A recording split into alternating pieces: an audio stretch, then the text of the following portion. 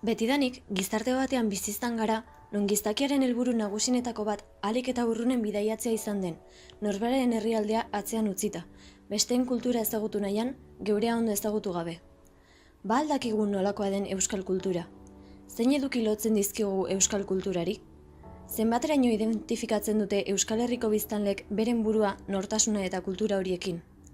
Euskaltasuna dugu lurralde guztien arteko elementu komuna, eta euskaltasunaren barne, euskara.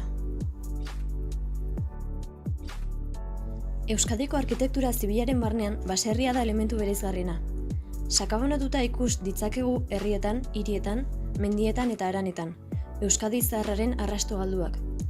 Igartu behiti baserria dugu adibidea nabarmena, aspaldiko etxebizitzetako bizimodua azaltzen dituen museoa. Euskal Herriko kirol tradizionalak euskal pilota, aizkolaritza eta arrejasoketa dira. Euskal udalerri guztietan aurki ditzakegu pilotalekuak eta une oro, gerturatuz gero, pilota naiz testapuntako partidako gorrak ikusteko aukera dago.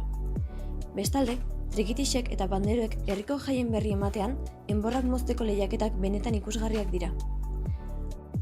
Aipagarria da baita ere Donostiako Kontxako badian munduko arraunketa lehiaketa garrantzitsuenetako bat, urtero ospatzen dena iraileko lehen eta bigarren igandetan.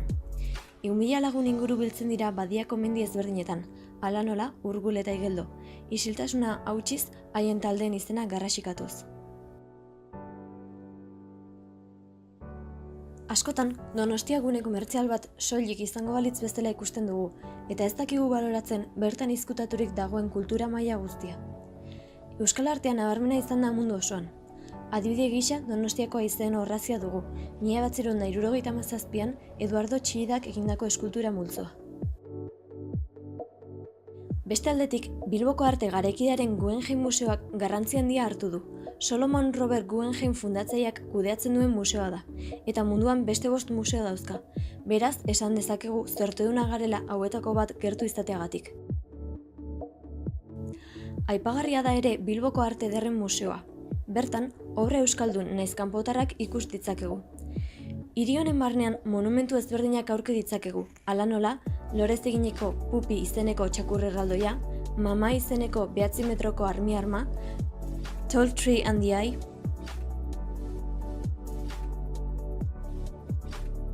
Ordizian asteazkenero ospatzen den azoka, Euskadiko garrantzitsuenetariko bat bilakatu da. Hau erreferente bihurtu da nekazal munduko produktuentzat. 1512. urtetik leku hartzen du, Ordiziak sufritu zuen sutearen kalteei aurre egiteko asmoz. Azokara baserri askotako baserritarrak joaten dira haien produktuak eskaintzera. Beste alde batetik, herritar asko hurbiltzen dira produktu naturalak erosi ahal izateko eta pertsona desberdinekin harremanak sortzeko. Bertan, zentzumenekin jolas dezakegu, barazkien usainak, fruten koloreak, janari ezberdinen zaporea, ingurumenean sortzen den soinua. Menditarteko lurralde txikia egokitu zaigu. Lurralde txiki, berde eta basatia. Eta urteetan zehar, pixkanaka, naturarekin batera hazi izan gara, elkar ezagutuz. Hurrengo batean, kanpora joateko irrika sentitzean, gure ingurura begiratuko dugu lehenengo. Geurea dena begi liluratuz eta beso zabalez jasotzeko. Eta agian, egunen batean, ez diogu berriro ere geure buruari galdetuko nolakoa den euskal kultura.